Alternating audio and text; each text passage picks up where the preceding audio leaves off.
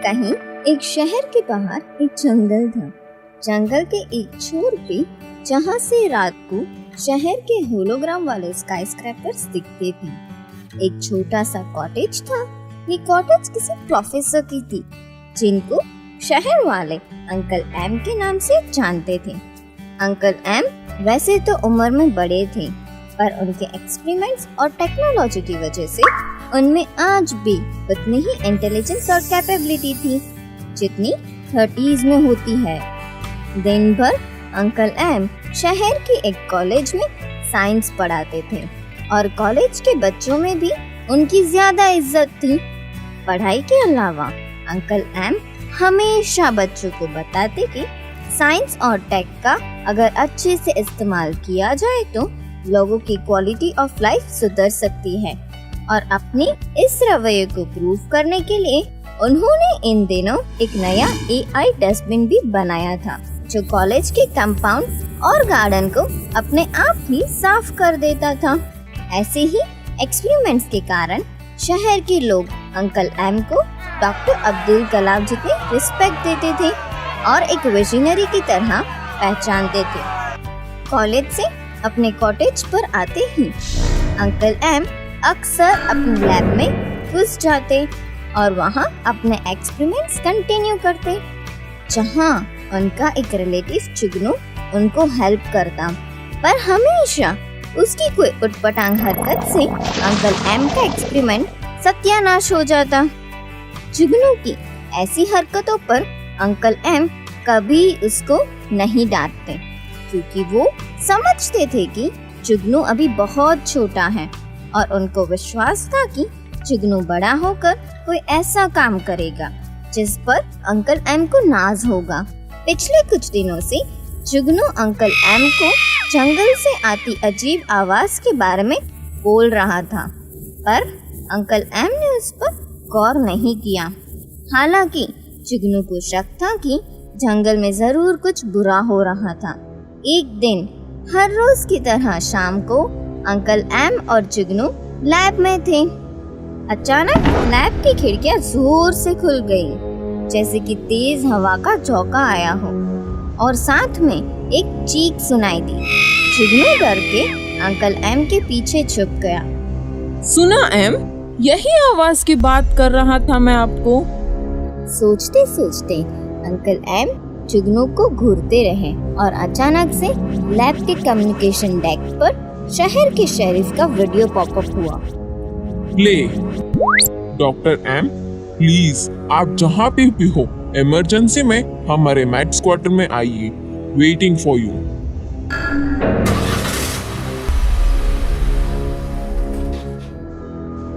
What is it sheriff? Mrs Braganza, वो हमें जिस हालत में मिली है, आप ही बता सकते हो उनके साथ क्या हुआ है। Oh my God! Junior, what are the diagnoses? Sir, initial tests suggest brain dead, but physically she is active but unaware of the surroundings. Junior, please Hindi में बोलो। Zombie. ये सुनते ही शेरिफ के होश उड़ गए और वो अंकल एम के सामने देखने लगा। डॉक्टर एम, हमारी टीम मिसेस ब्रिगेंजा के घर पर पॉसिबली इन्फेक्शन का सैंपल कलेक्ट करने गई है, जिनका रिपोर्ट बस आता ही होगा। लो, आ गया sir. Display it on mat deck. Oh my God, this is impossible. Please doctor, what is it? Mrs Braganza की ये इन्फेक्शन पानी पीने से हुई है। क्लियरली वाटर इज इन्फेक्टेड और ये इन्फेक्शन क्या है ये हमारी समझ के बाहर है और अब तक पूरे शहर की वाटर सप्लाई इन्फेक्टेड हो चुकी होगी।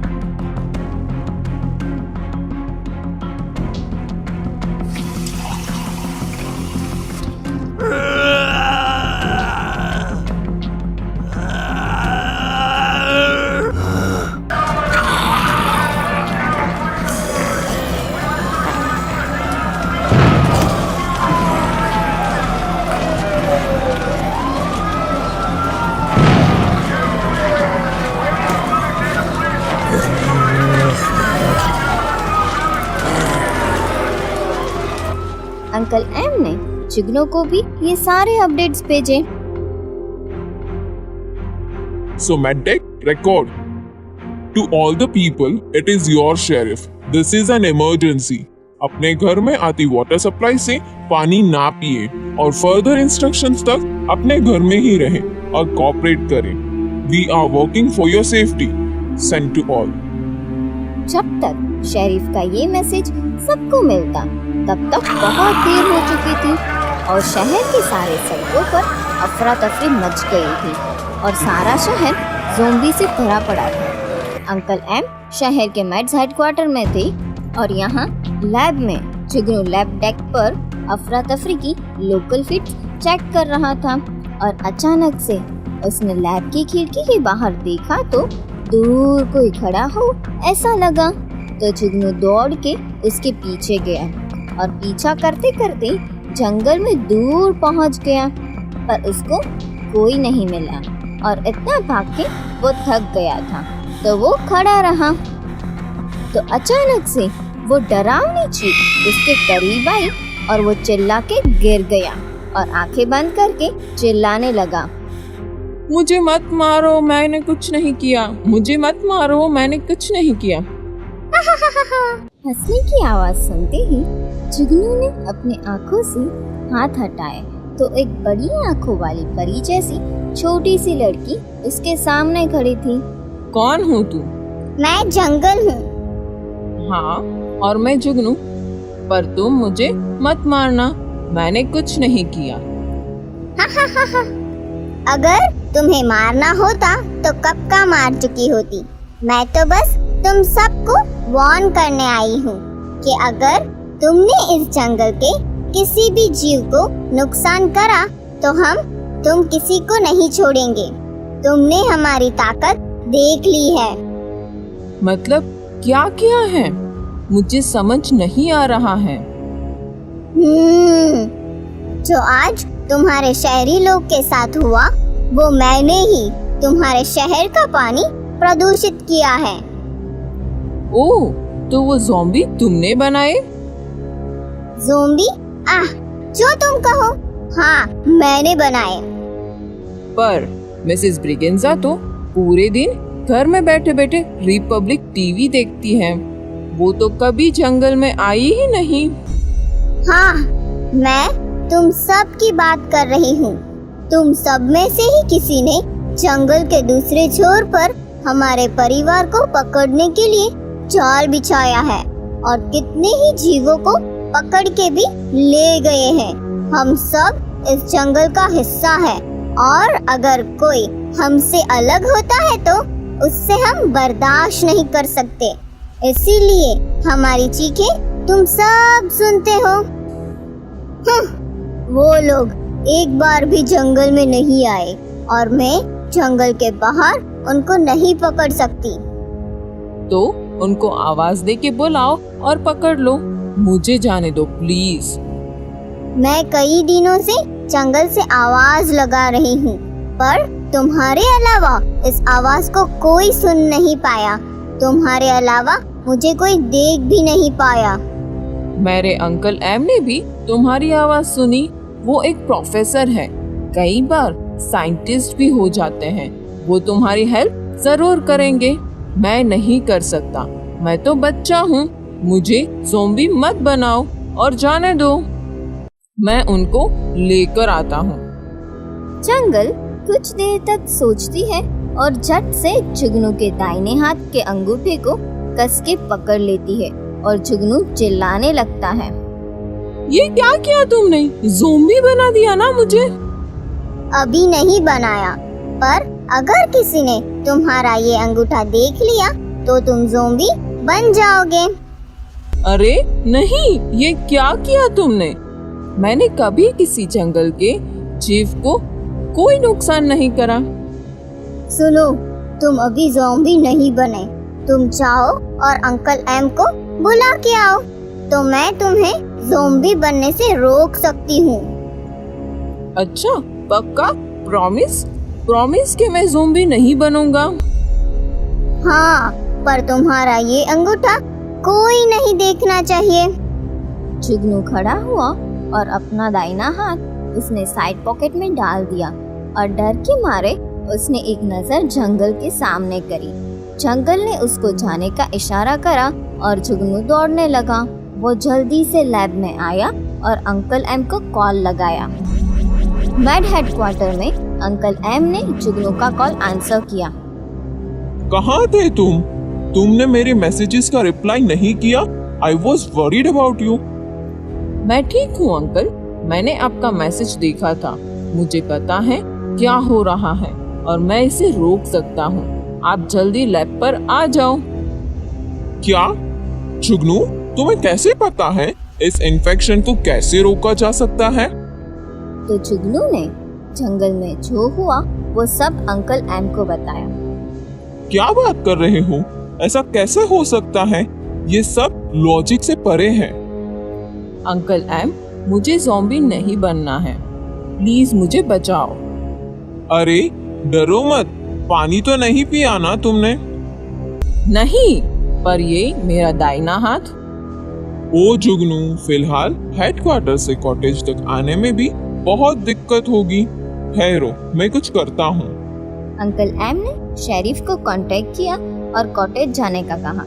शेरिफ पहले तो नहीं माने, पर बाद में वो खुद अंकल एम को लेके सेफ रास्ते से कॉटेज आने को निकले।